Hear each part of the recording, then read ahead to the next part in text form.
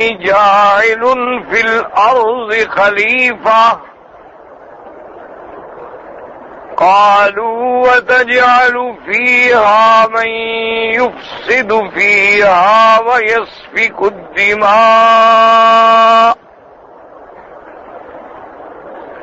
ونحن نسبح بحمدك ونقدس لك قال إني أعلم ما لا تعلمون. قال النبي صلى الله عليه وسلم لا فضل لعربي على عجمي ولا لأحمر على أسود إلا بالتقوى أو كما قال النبي صلى الله عليه وسلم.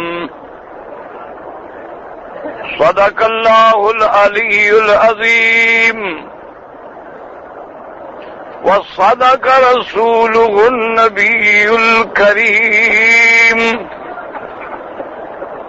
ونحن على ذلك لمن الشاهدين ومن الشاكرين والحمد لله رب العالمين. رب اشرح لي صدري ويسر لي أمري واحلل عقدة من لساني يفقهوا قولي. سبحانك لا علم لنا إلا ما علمتنا إنك أنت العليم الحكيم. برادران اسلام، واجب الاحترام بزرگوں، دوستوں اور بھائیوں، اللہ تبارک و تعالی کے کلام مقدس میں سے چند آیات اور آقا انعامدار سیدنا محمد مصطفیٰ احمد مجتبی صلی اللہ علیہ وسلم کے فرامین میں سے ایک حدیث تلاوت کی ہے۔ اللہ تبارک و تعالی سے دعا فرمائیں کہ اللہ تبارک و تعالی اس عاجز کو بال اہل صحت عافیت کاملہ دائمہ اور حق بات بیان کرنے کی توفیق عطا فرمائیں۔ پروردگار عالم تمام آنے والوں کی حاضری، حج، عبادت، زیارت منظور و مقبول فرمائیں۔ موضوع الدرس فی قصۃ آدم وما فیہا من العبر فی الوعظ والارشاد۔ میں نے کل کے درس میں سیدنا آدم علیہ السلام اور ان کی ذریت یعنی اولاد آدم علیہ السلام یا عظمت انسان کے بارے میں کچھ باتیں عرض کی تھی کہ جن کا خلاصہ یہ ہے کہ اللہ نے ساری مخلوق میں اشرف بنایا ہے تو انسان کو بنایا ہے۔ اللہ تبارک و تعالی نے ساری مخلوقات میں انسان کو اشرف بھی بنایا، افضل بھی بنایا، اور انسان کو اللہ نے احسن بھی بنایا، اور یہ شرف بھی اللہ نے انسانیت کو بخشا ہے کہ اللہ نے جتنے نبی، رسول، پیغمبر بھیجے سب اولاد آدم میں آئے۔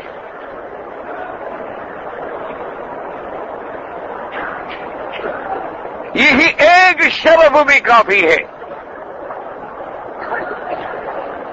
اور دوسری بات میں نے یہ عرض کی تھی کہ یہ جہالت ہے کہ انسان پہلے جانور تھا، حیوان تھا یا بندر تھا، بلکہ اللہ نے جب آدم کو پیدا کیا تو وہی اللہ نے آسمانوں میں علم عطا فرمایا۔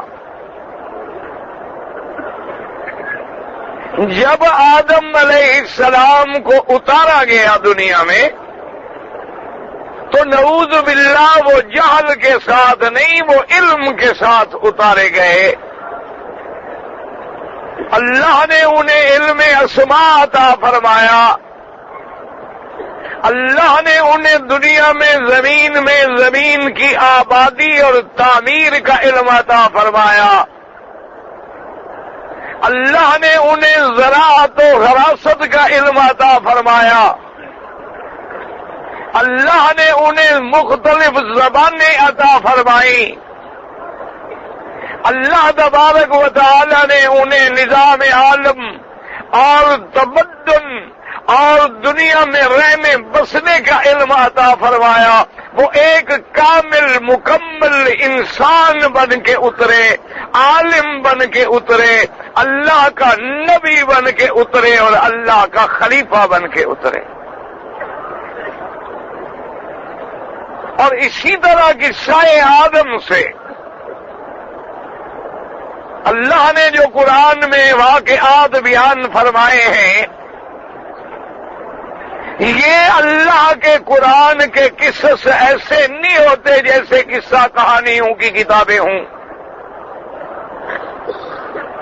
اللہ کے قرآن کے قصص جو ہیں ان میں عبرت ہے، ان میں موعظت ہے، ان میں نصیحت ہے، ان میں ہدایات کے دروازے اور سر چشمے کھلتے ہیں۔ ضرورت اس بات کی ہے کہ ہم اللہ کے قرآن کو اور ان واقعات کو سمجھیں۔ اللہ نے قرآن پاک میں آدم علیہ السلام کو آدم کے نام سے بھی مخاطب فرمایا، اللہ نے آدم علیہ السلام کو لفظ خلیفہ کے لقب سے بھی یاد فرمایا، اللہ نے آدم علیہ السلام کو لفظ بشر سے بھی یاد فرمایا، اللہ نے آدم علیہ السلام کو لفظ انسان سے بھی یاد فرمایا۔ پورے قرآن پہ نظر ڈالیں، کہیں فرمایا انی جاعل فی الارض خلیفہ، کہیں فرمایا انی خالق بشرا من طین، اور کہیں فرمایا یا آدم اسکن انت وزوجک الجنہ، اور اللہ نے کہیں فرمایا کہ وَلَقَدْ خَلَقْنَاكُمْ ثُمَّ صَوَّرْنَاكُمْ ثُمَّ قُلْنَا لِلْمَلَائِكَةِ اسْجُدُوا لِآدَمَ فَسَجَدُوا إِلَّا إِبْلِيسَ،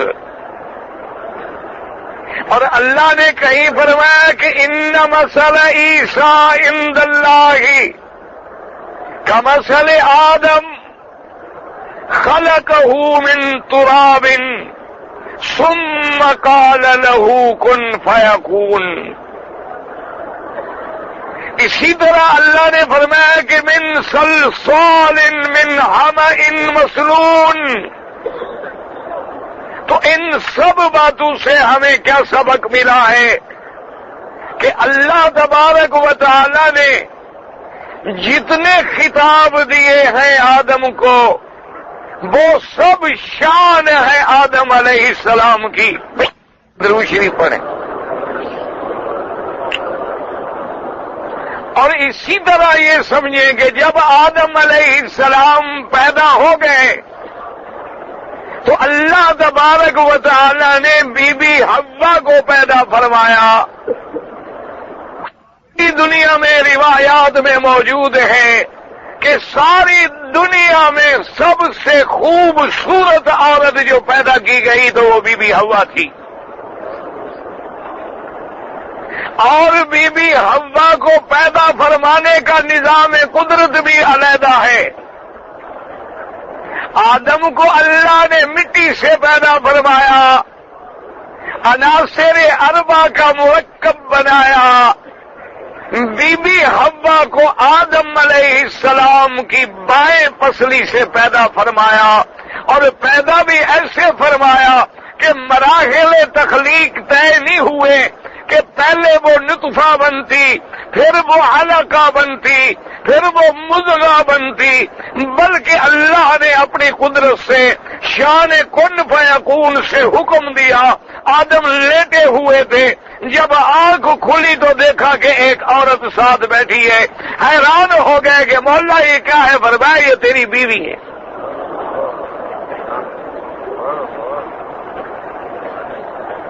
اسی لیے بی بی حوا کا نام حوا رکھا گیا۔ کیا مانا ہے؟ یعنی زندہ انسان سے پیدا ہونے والی۔ اور اسی لیے اللہ کی شان ہے کہ اللہ نے عورت کو پیدا کیا اور بائیں طرف سے پیدا کیا، اور آدم علیہ السلام کی بائیں ذیل ایسر سے پیدا کیا۔ یہی وجہ ہے، خدا کی قدرت ہے کہ انسان کا دل بھی بائیں طرف ہے، اور تخلیق عورت جو ہے وہ بھی بائیں طرف سے ہے۔ اللہ نے خصوصی مرد و عورت میں کشش اور تعلق جو پیدا کرنا تھا تو اس کو دل کی جانب سے پیدا فرمایا۔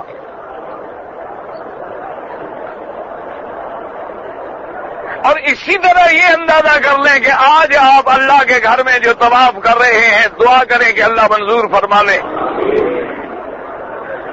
آپ جب حجر اسود سے طواف شروع فرماتے ہیں تو کعبۃ اللہ آپ کے کس جانب ہوتا ہے؟ حالانکہ میرے محبوب کو ہر چیز دائیں طرف سے محبوب ہے۔ حضور نے کھانا کھایا تو داہنے ہاتھ سے، پانی پیا تو داہنے ہاتھ سے، کنگھی فرمائی تو پہلے داہنی طرف، مسواک فرمایا تو داہنی طرف، جوتا مبارک پہنا تو داہنی طرف، آپ نے قمیض پہنا تو پہلے دایاں ہاتھ ڈالا، آپ نے مسجد میں قدم رکھا تو دایاں پاؤں رکھا۔ اور اسی طرح قیامت میں بھی اصحاب الیمین جو ہیں دائنے والے جنت والے ہوں گے اور بائیں والے جہنمی ہوں گے۔ ہر چیز میں دایاں چیز مرغوب ہے۔ اگر اللہ چاہتے تو نبی کو حکم دیتے کہ حجر اسود سے یوں چکر لگائیں تاکہ میرا گھر بھی داہنے ہاتھ پہ رہے۔ علماء نے لکھا کہ حکمت یہ ہے، اللہ یہ چاہتے تھے کہ اس طرح چکر لگے کہ دل کعبے کی طرف رہے، اور جتنا قریب ہوگا ایک مقناطیس لوہے کو پکڑتا ہے اور اللہ کا کعبہ دلوں کا مقناطیس ہے۔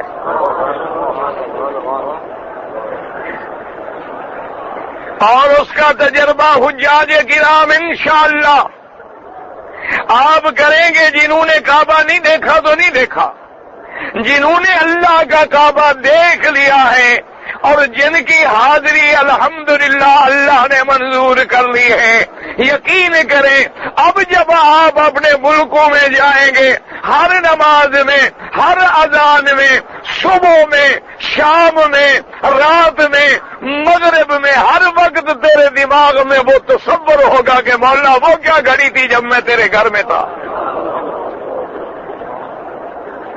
کہ ساری زندگی تو ہم یہ کہتے رہے کہ یا اللہ منہ تیرے قبلے کی طرف ہے، لیکن مولا تو کتنا کریم ہے کہ آج وہ کہنے والی بات نہیں رہی بلکہ عملاً تو نے ہمیں اپنے گھر کے سامنے کھڑا کر دیا کہ حاجیوں اب صرف یہ نہ کہو کہ منہ تیرے قبلے کی طرف ہے، بلکہ جب نیت کرو تو کعبے پہ نظر ہو، قدم حرم میں ہو، نظر کعبے میں ہو، دل خدا سے جڑا ہو، سجدہ مولا اللہ کا ہو، عبادت رب کی ہو، اطاعت مصطفیٰ کی ہو، اور سبحان ربی الاعلی ہو۔ نماز تیرا کام ہے اور رحمت برسانا خدا کا کام ہے۔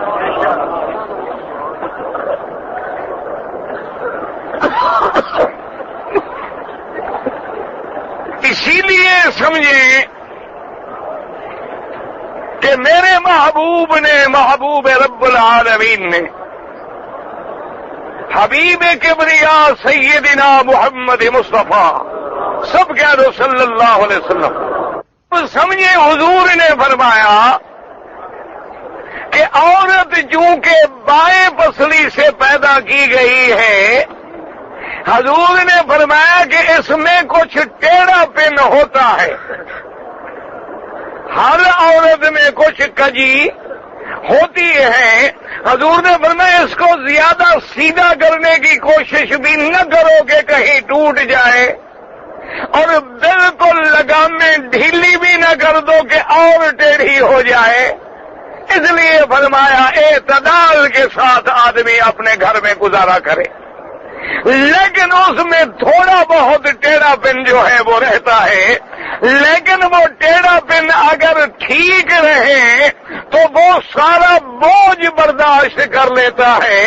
اور دوسری بات حضور نے فرمائی کہ یہ عورت کی فطرت ہے کہ کمینہ مرد اس پہ غالب آ جاتا ہے اور شریف بندے پہ عورت سوار ہو جاتی ہے۔ یہ بھی حضور کا فرمان ہے، اور میری بات نہیں، کوئی میری بیٹی ناراض ہو جائے تو کون سا میں نے عرس شریف کا چندہ لینا ہے، سیدھی سی بات ہے، ناراض ہو جائے، لیکن نبی کا فرمان جو ہے وہ حق ہے۔ اچھا اب جناب سمجھیں تو قصہ آدم میں ہمیں کیا ملا کہ اللہ نے بی بی حوا کو پیدا فرمایا اور آدم کو حکم دیا کہ یا آدم اسکن انت وزوجک الجنہ۔ اللہ نے فرمایا کہ آدم تم بھی اور تمہاری بیوی بھی جنت میں ٹھہر جاؤ، جنت میں سکونت اختیار کرو، اور حکم دیا کہ جو چاہو جنت میں کھاؤ پیو، لیکن ایک بات کا خیال کرنا، وَلَا تَقْرَبَا هَٰذِهِ الشَّجَرَةَ فَتَكُونَا مِنَ الظَّالِمِينَ۔ لیکن تم دونوں کو ایک حکم دیتا ہوں کہ سب کچھ کھاؤ، جو چاہو نعمتوں سے فائدہ اٹھاؤ، لیکن اس درخت کے قریب نہ جانا، اس کے قریب نہ جانا، اس کا پھل نہ کھانا، اور اگر تم نے کھا لیا فَتَكُونَا مِنَ الظَّالِمِينَ، تم دونوں پھر اپنی جان پہ خود ظلم کرنے والے ہو گئے۔ میرے عدل اور رحمت کا تقاضا یہ ہے، تمہیں پیدا بھی فرما دیا، مسجود الملائکہ بھی بنا دیا، تمہیں علم اسماء بھی عطا فرما دیا، اور رہنے کے لیے تمہیں جنت بھی دے دی۔ اب سمجھو مقام انسانیت، حاجیوں خدا کے لیے سمجھو کہ باعتبار علم کے تیرا علم فرشتوں سے زیادہ، باعتبار حسن کے انسان سب سے زیادہ اجمل، سب سے زیادہ آسن، اور باعتبار مکان کے اللہ نے جو تیرے ابا کو مقام دیا جس کی مثال دنیا میں بھی نہیں مل سکتی، وہ مقام کیا تھا؟ وہ مقام جنت ہے۔ اور مسئلہ سمجھو میرے بھائی، جو میرے بھائی طالب العلم ہیں، پڑھے لکھے، مسئلہ سمجھیں کہ جب جنت میں جائیں گے وہاں تو کوئی تکلیف نہیں ہوگی، نہ شریعت کا امر ہوگا، نہ نائی ہوگی، نہ نماز ہوگی، نہ روزہ ہوگا، نہ عبادت ہوگی، کیونکہ عمل دنیا میں ختم ہو گیا، آخرت دار الجزا ہے۔ لیکن اللہ کی شان ہے کہ آدم کو اللہ نے جنت میں رکھا، لیکن ساتھ حکم بھی دے دیا کہ اس درخت کے قریب نہ جاؤ۔ اس سے اشارہ ملا کہ جنت کا جو اصل حکم ہے، اور یہی سے مسئلہ سمجھو کہ جنت جنت ہے، لیکن اس کے احکام، اس کی شان کا ترتب عالم آخرت میں ہوگا۔ اس سے پہلے اللہ کسی کو جنت میں رکھے، وہ قادر ہیں لیکن وہ حکم نہیں ہوں گے جو آخرت میں ہوں گے۔ اسی لیے یہ مسئلہ بھی حل ہو گیا کہ مدینہ منورہ میں دعا کر اللہ سب کو مدینہ نصیب کرے۔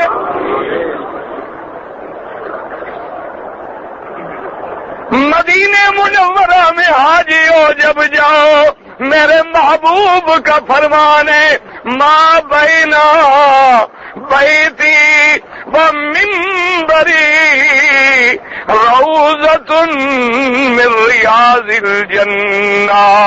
اللہ کے نبی نے فرمایا کہ میرے گھر سے لے کر میرے منبر تک یہ ٹکڑا جو ہے یہ جنت کے باغوں میں سے باغ ہے۔ دعا کر اللہ نصیب کرے، اللہ ادب سے نصیب کرے، اللہ گستاخ نہ بنائے، بے ادب نہ بنائے، اللہ مدنی کی شان سمجھنے کی توفیق دے۔ اب سمجھو ما بین بیتی و منبری، میرے گھر سے لے کر میرے منبر تک، اور میرا مدنی وہ تو عائشہ کا گھر ہے۔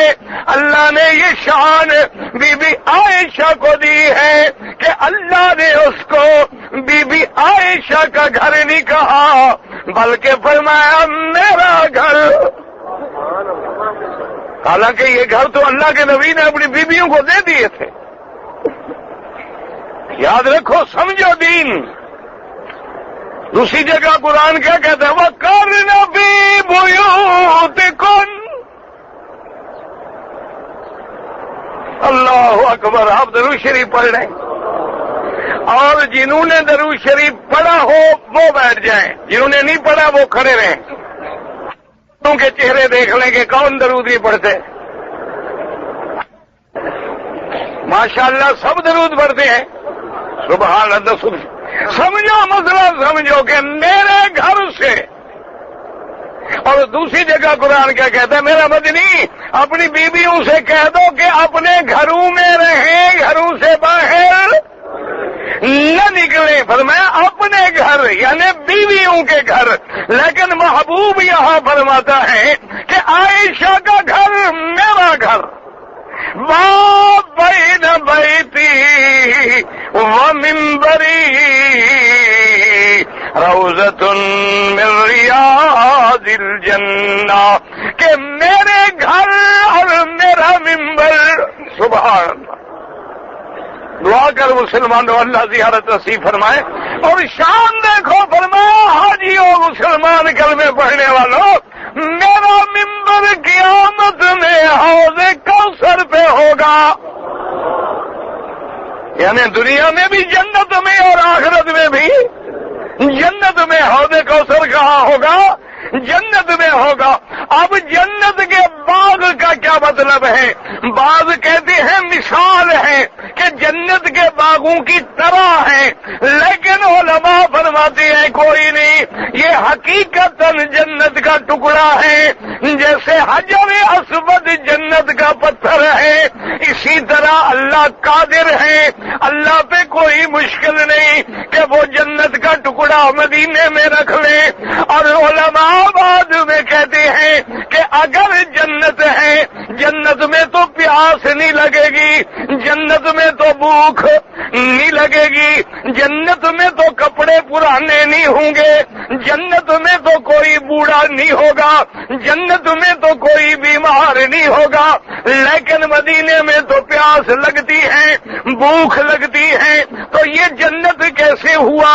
مسئلہ سمجھ آیا کہ جیسے جنت میں تکلیف نہیں ہوگی، لیکن اللہ نے فرمایا آدم اس درخت کے قریب نہ جاؤ۔ معلوم ہوا کہ پہلے کے حکم الگ ہیں، آخرت کے حکم الگ ہیں۔ جنت تو آج بھی جنت ہے، لیکن وہ احکام تب جاری ہوں گے جب دنیا فنا ہو کے عالم آخرت ہوگا۔ اس لیے میرے مدنی کا یہ ٹکڑا ہے تو جنت، لیکن جنت والے حکم کب ہوں گے؟ جب آخرت آئے گی۔ اللہ تبارک و تعالیٰ نے حکم دے دیا کہ آدم جنت میں رہو اور بیوی کے ساتھ رہو، اسکن، اور حکم دیا کہ اس درخت کے قریب نہ جانا۔ یاد رکھو حاجی صاحبان، اللہ تمہیں قرآن سمجھنے کی توفیق دے۔ قرآن نے کسی درخت کا نام نہیں لیا، کیا فرمایا؟ اس درخت کے قریب نہ جاؤ۔ وہ درخت کون ہے؟ کبھی نام نہیں لیا ہے۔ اور اس ہر جگہ قرآن نے شجرہ تو فرمایا لیکن نام نہیں لیا۔ یہ خدا جانے ہمارے بعد کے مولویوں نے اسرائیلی روایات سے کہاں سے ڈھونڈ نکالا ہے کہ آدم نے گندم کا دانہ کھایا تھا، حالانکہ نہ قرآن میں گندم کا ذکر ہے، نہ جو کا ذکر ہے، نہ باجرے کا ذکر ہے۔ اور یاد یہ بھی رکھ لیں کہ تمہارے ملک میں گندم کے درخت نہیں ہوتے، گندم کے کھیت ہوتے ہیں۔ اللہ نے فرمایا اس درخت کے قریب نہ جاؤ، تو گندم کا درخت کیسے لگ گیا؟ لیکن مولوی ہے، اس کی مرضی جو چاہے کر دے۔ ہاں جی، جب مولوی صاحبان آ جائیں بگاڑنے پہ بگاڑ دیں، بنانے پہ بنا دیں۔ اس لیے یاد رکھو قرآن میں صرف اتنی ذکر ہے کہ بلا تقربا هذه الشجرة فتكونا من الظالمین، کہ تم دونوں اس درخت کے قریب نہ جاؤ۔ اور ایک مسئلہ ہمیشہ یاد رکھو، جس چیز کو قرآن بیان کرے آمنا وصدقنا، اور جس چیز کو قرآن بیان نہ کرے آمنا وصدقنا، جہاں ضرورت ہو خدا کھول دیتی ہے، اور جہاں ضرورت نہ ہو تفصیل کی ضرورت نہیں۔ کتنی چیزیں ہیں اللہ نے قرآن میں نام نہیں لیا، کیوں نام لینے کی ضرورت کیا ہے؟ جب ضرورت نہیں ہے تو نام نہیں لیا ہے۔ کئی قرآن میں واقعات کھولنے کہ اللہ نے موسیٰ کی اماں کی طرف وحی بھیجی، نام نہیں لیا۔ لیکن ہمارا 14ویں صدی کا مولوی بھی عجیب ہے، کہتے ہیں ایک آدمی میرے پاس خود یہاں حرم میں آیا، کہتا ہے جی موسیٰ علیہ السلام کی والدہ کا کیا نام ہے؟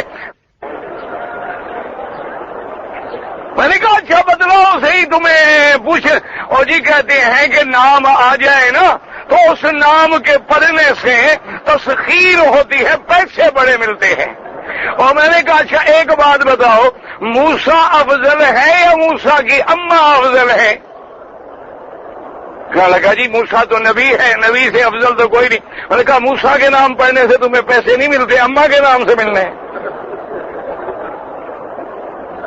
اب کیا کرے آدمی، ہر مسئلے میں مولویوں نے ایک مسئلہ کھڑا ہوا ہے۔ اللہ تبارک و تعالی ہدایت کر دے، ساری دنیا کو گمراہ کرتے ہیں۔ وہ دیکھو اللہ کے فرشتوں نے آدم کو سجدہ کیا، جب آدم کو سجدہ جائز ہے تو اللہ کے ولی کو سجدہ کیوں جائز نہیں؟ جب نوری فرشتے سجدہ کر سکتے ہیں، ہم خاکی مخلوق قبروں پہ سجدہ کیوں نہ کریں؟ لیکن نہ قبر سے مولوی ڈرتا ہے، نہ حشر سے مولوی ڈرتا ہے، نہ کبھی خیال کرتا ہے کہ قیامت کے دن اللہ کا دربار ہوگا۔ ایمان سے کہیں فرشتوں نے جو سجدہ کیا ہے وہ اللہ کے حکم سے کیا ہے یا اپنے منشے سے کیا ہے؟ ہاں جی، تو اللہ نے اگر تمہیں بھی حکم دیا ہے قبروں پہ سجدہ کرو تو کرو، کون روکتا ہے؟ اگر یہ حکم موجود ہے تو جھگڑے کی ضرورت ہی نہیں۔ دیکھو نہ سجدہ آدم کو ہوا، نہ سجدہ کعبے کے پتھر کو ہوتا ہے، مسلمان تو اللہ کے حکم کے تابع سر جھکاتا ہے۔ اگر تم کعبے کے پتھر کو سجدے کرتے ہو تو پھر ہندو اور تم میں کیا فرق ہے؟ آج اگر یہ کعبے کی دیواریں نہ ہوں تو ہم سجدہ چھوڑ دیں گے؟ یا ہم ہوائی جہاز میں سجدہ کریں تو کیا ہو گیا؟ کعبہ تو نیچے رہ گیا۔ سمجھ آیا کہ نہ مسجد اقصی کا سجدہ ہے نہ اللہ کے کعبے کی دیواروں کا سجدہ ہے، اصل حکم ربی ہے، وہ حکم دیتا ہے میرا مدنی ادھر نماز پڑھو، وہ حکم دیتا ہے ادھر نماز پڑھو، اور آگے خود کہہ دیتا ہے کہ لیس البر ان تولوا وجوہکم قبل المشرق والمغرب، اور مشرق مغرب کچھ نہیں ہے، اصل بات تو میرے حکم کی تعبیر ہے۔ ملائکہ نے سجدہ کیا، اللہ نے حکم دیا، ہم قبروں کا سجدہ کیوں نہیں کرتے؟ ہمیں اللہ نے حکم دیا ہے کہ میرے سوا کسی کو سجدہ نہ کرو، کھلی بات ہے۔